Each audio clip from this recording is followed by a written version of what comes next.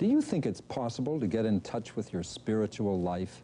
I'm about to talk to a man who believes that he's a way-shower who can guide us along the path to soul consciousness. Let's see if he can on this edition of Transformation.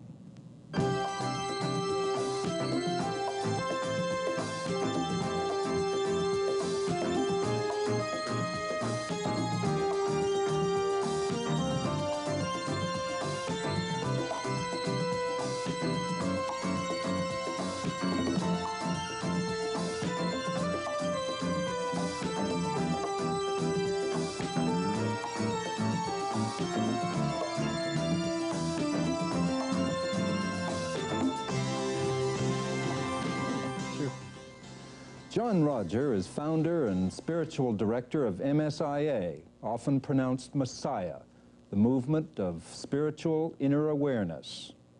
And I must say, John Roger, in this series, I've experienced a number of fantastic things, body energies and guided imagery of one sort and another. The problem for me is when this is put in a religious, spiritual context. There I have problems. And so that's the problem that I have with you. Can you show me the way to soul consciousness? The word show is something that you'd have to do to yourself, but I could explain techniques to you. That is your term. Well, way shower is a way to show somebody. Explain the techniques. They do that, they show themselves. Then they say, oh, I get it, you showed me how to do it, so it'd be a way shower. But not in any great classical thing as like a pillar reference point, but one as who is a facilitator of the consciousness with the person. But can you overcome skepticism, or Oh, no, use skepticism because it's a valuable tool. We use the skepticism to sort what comes your way, and then use the doubt that you have to either prove that that doubt is correct, or by checking what the doubt says is not valuable to see if it's right. Now, my problem here, you see, and it's a genuine problem, is that I certainly believe in energy and that the body is energy and that we have energy fields and so on. I don't think that this puts me in touch with some transcendent being.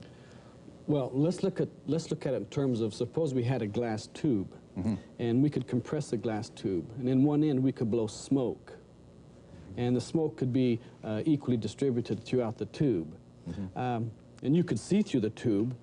That would be like saying that's spirit, and then when you condense the tube, all that smoke would come to one end, and in that thickness you couldn't see through it. We would say that's the body, but that body, when you pull it back out again, that smoke would start moving again to the lighter phase. Well, the body is a continuation of the spirit. All it is condensed spirit or condensed energy. How do you know that? I've seen it. You can see it with people. But this is not a phenomena particular to any one individual. This is something that many people are seeing. Now, some people see it visually. You said you have experienced it, so therefore you have seen it in terms of a cognitive value inside of you. Well, I don't even think of it in those kinds of terms. I mean, I don't experience it as a cognitive value. As a matter of fact, I've never had a cognitive value. But that's you haven't had something that you've known and known the value of that? Oh, I've experienced things that I value, sure. Well, that would be what I'm referring to. But, well, I suppose it's just the lingo, and I guess one of the problems here is the labels that we put on things, the vocabulary that we use. That is the biggest barrier that we have as humans, that we're two people separated by a common language using the same word with a different meaning or value attached to it. So I come out on A and you get it as B or C and give it back as H, and I'm wondering how you got that. Well, so we enter dialogue in order to clarify it. Well, here's my attempt at clarification. Your movement is a church, and the structured under church. And that's format. A peculiarly Western sort of form for what seems an awful lot of Eastern wisdom. Well, also you have to remember that being a Western world, they've structured laws according to that, not according to some universal thought. So if you're going to live in the West, you can't go to the Indian Parliament and get their law and superimpose it here. So you have to do it within the structure that they give you. And that structure is called religious or church in context. And that's the form you have to use. But also within that's a very wide definition. Sure. So when we use the word spiritual, we are not saying churchianity, nor necessarily religious. We are talking about a word that could be more neutral, like saying air. Mm-hmm. Well, now, let's come to the experience of it, because I would assume that if you can discern in me some of the powers, some of the spiritual powers that we're talking about, that then we have something to work with. Mm-hmm. What can you do? I have no idea how you go at this. What can be done is limitless, because we have limitless potential. A potential isn't really too valuable, because that's the carrot that we hang in front of people. Matter of fact, I've spent a good part of my life trying to realize my potential until somewhere along the line I realized that that was always out there. Always going to be. There's a now moment in which I don't think about potential. I think about what we're doing right here. See, many people say, well, can you do that 100%? And I say, well, I've never found 100%, because that's by saying, have you got your full potential? And no matter where I am, I can always see something there. Else. So I say, well, I do the very best I can, and I put all I've got in that moment. And you can decide the percentage yourself. All I can do is tell you that I'm really going for it. And when I get through and I look back at it, I can say, no, I didn't do great potential, because we can all see that. And that just may be a lack of awareness of the total force field. If I'm sitting meditating, I have a greater awareness of the force field than if I'm sitting talking. Because I am like talking to this force field and working to move mine out of the way so that I can see you more clearly or directly, rather than through the energy that I have to deal with, called my own field. John Roger, how did you come to be a way shower? Well, in a mystical traveler, that's your term. That's the title, yes. Mystical traveler. That's chosen also very specifically because it's very difficult to pigeonhole what that is.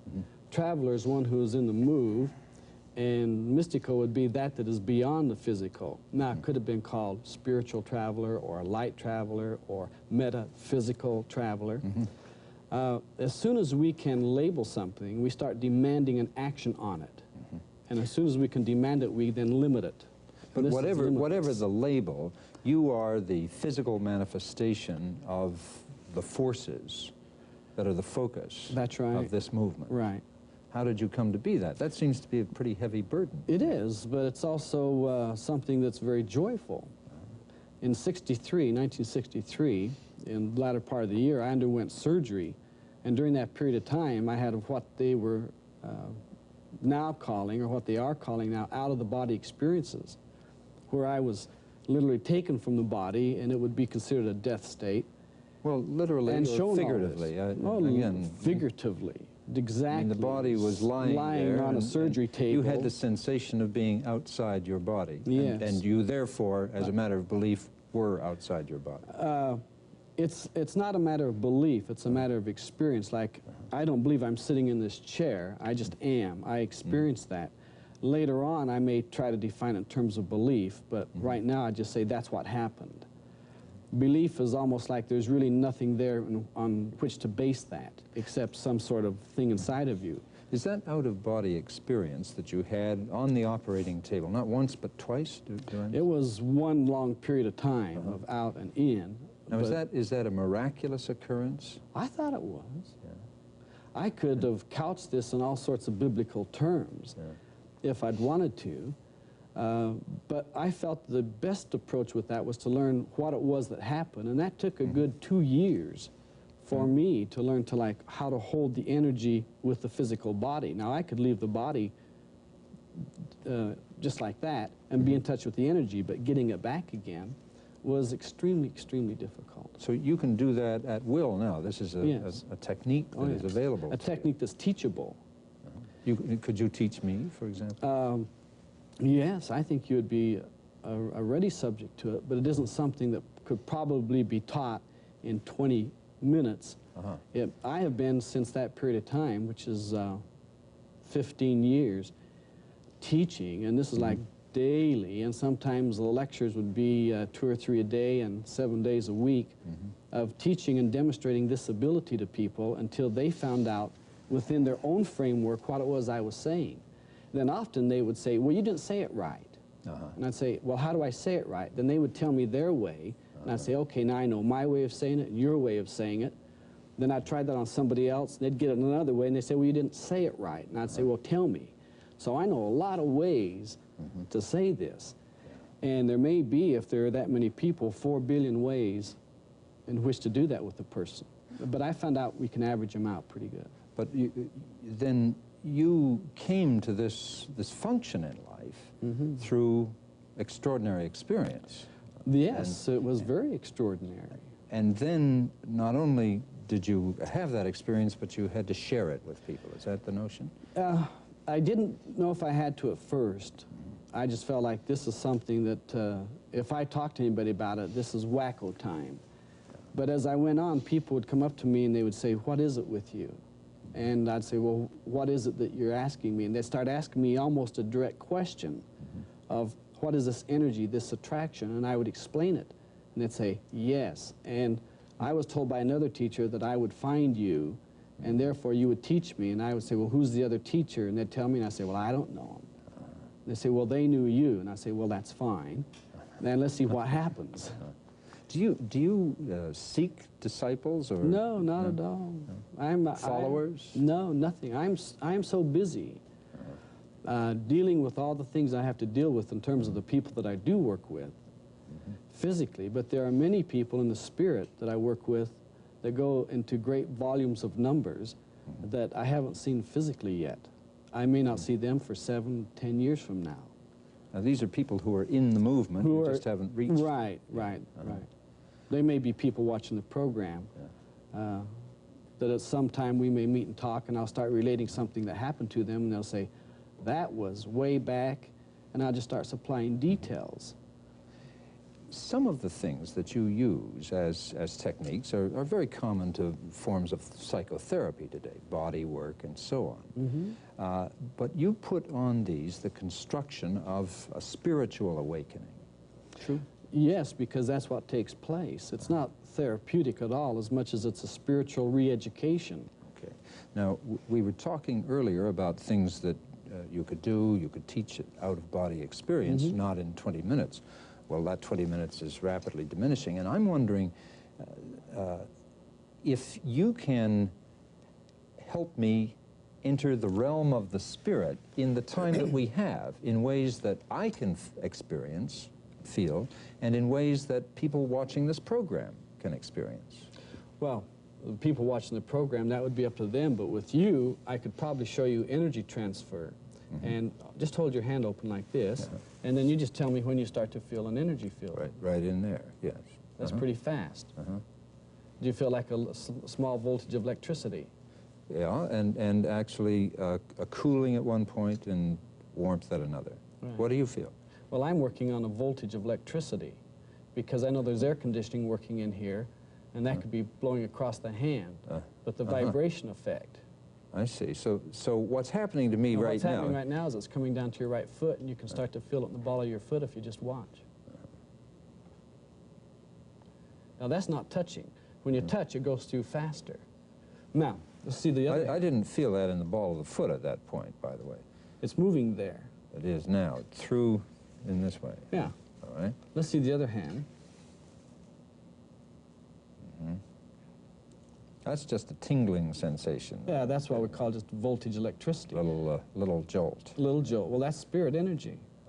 But it's been stepped down from like a high frequency into a lower frequency, so it comes through me to you, and you can step it back up inside of you again. And a lot of that is done through pranic breathing, when they breathe right. But once you have the ingestion of the power, the energy, it goes more.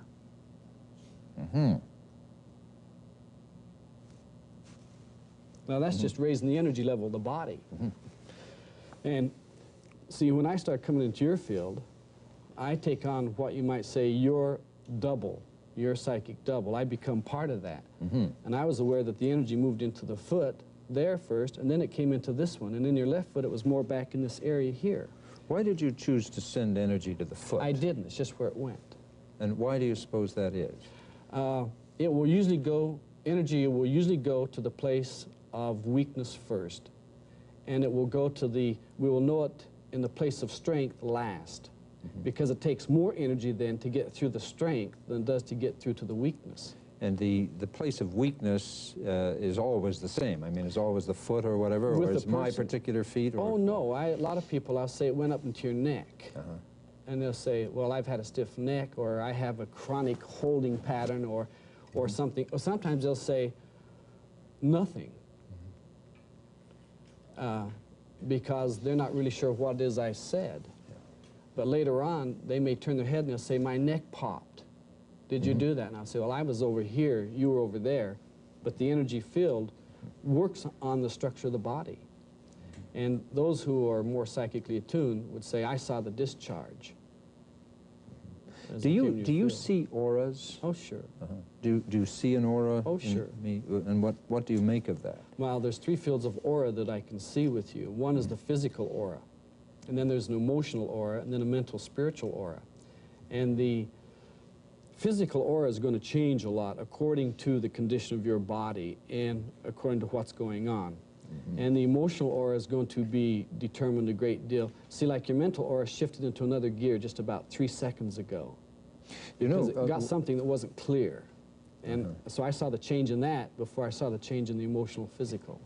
And I would just assume that a question came into your head about that point. It's a question of skepticism at that point, of what I'm not myself experiencing. Sure, because all I'm doing is telling you what I'm seeing. Like if I tell you I'm seeing the table, what experience do you have with that?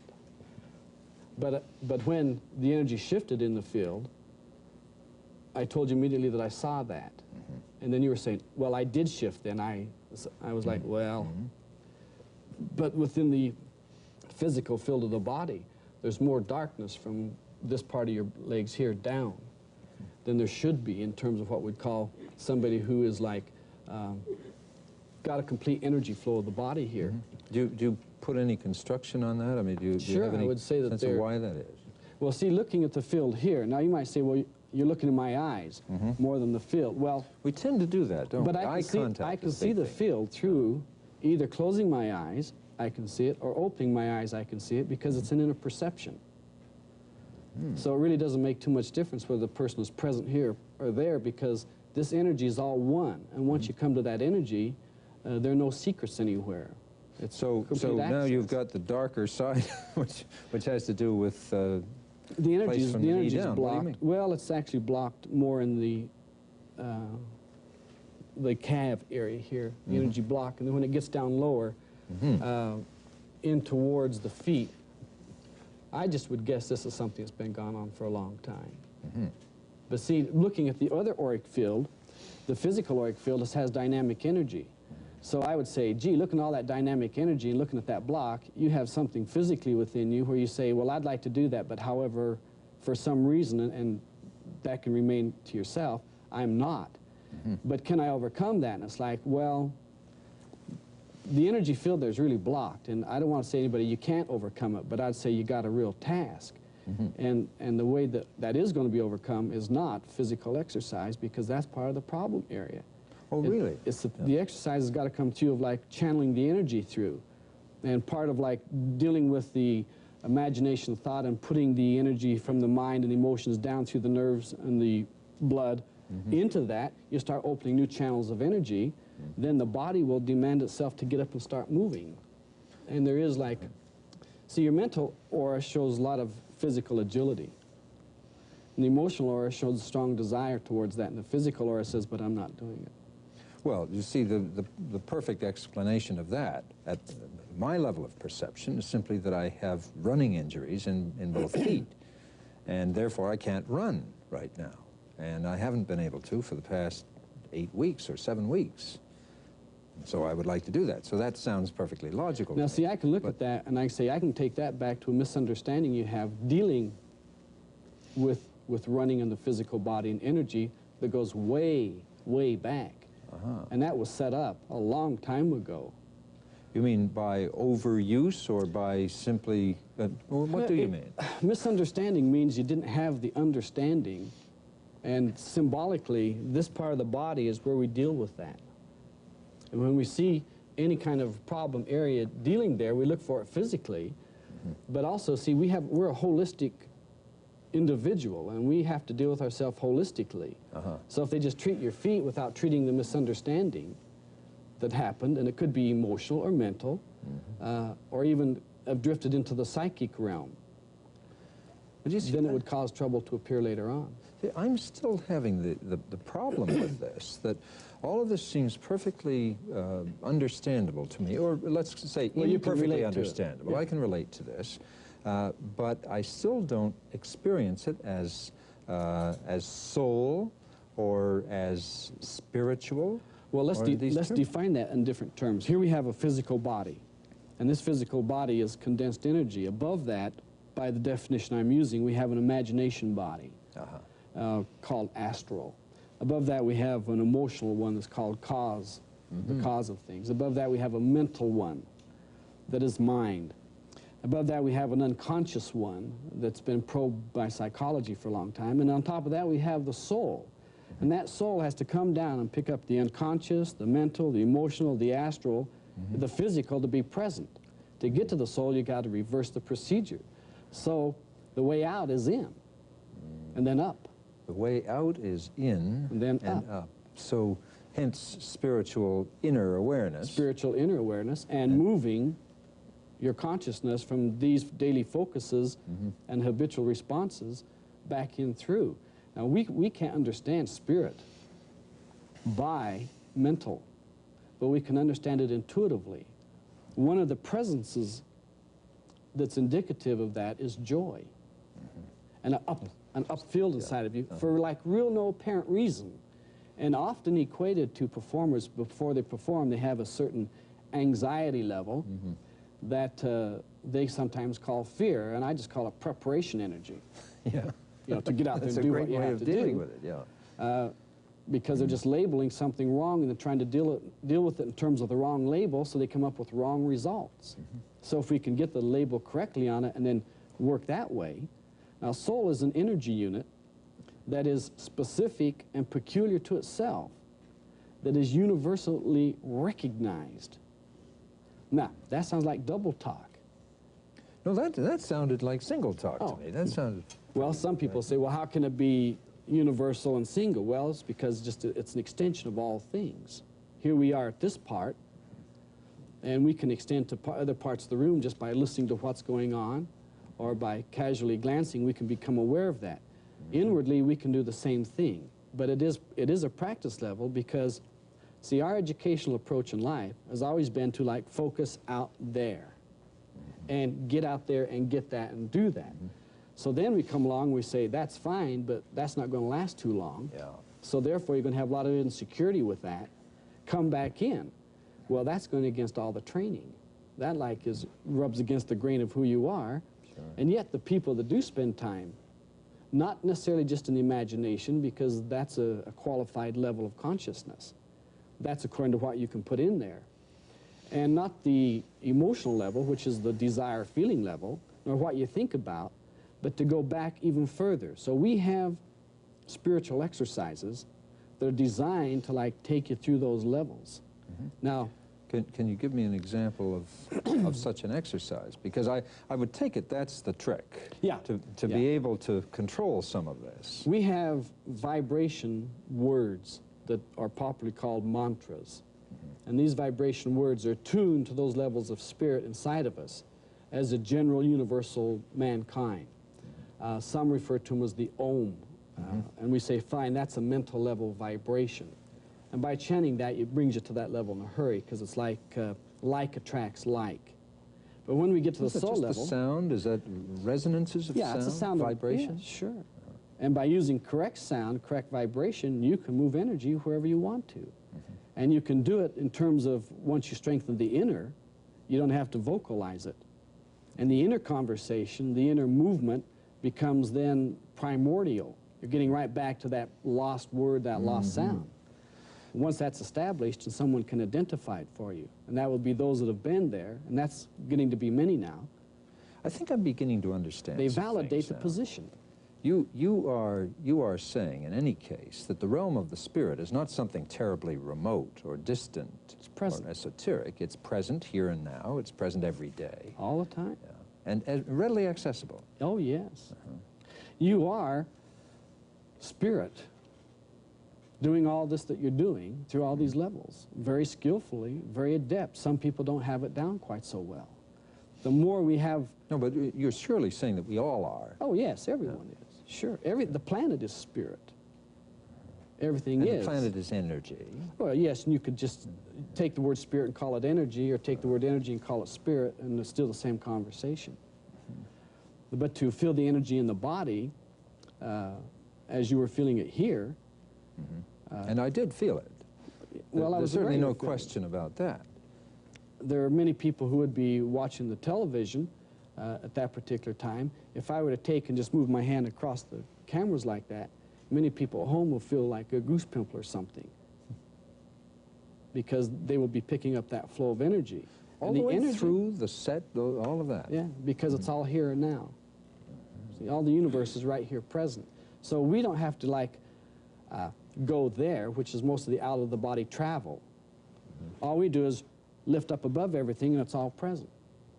So therefore, you don't have to go really anywhere, except just to that elevation where you can see everything. So the mystical traveler can be sedentary. He doesn't have to travel the world over. No.